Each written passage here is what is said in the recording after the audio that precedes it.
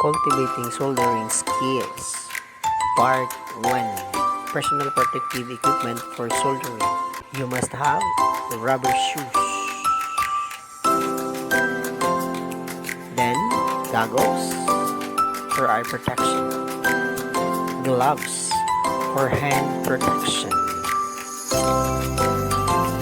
mask to avoid inhaling the fumes from soldering works,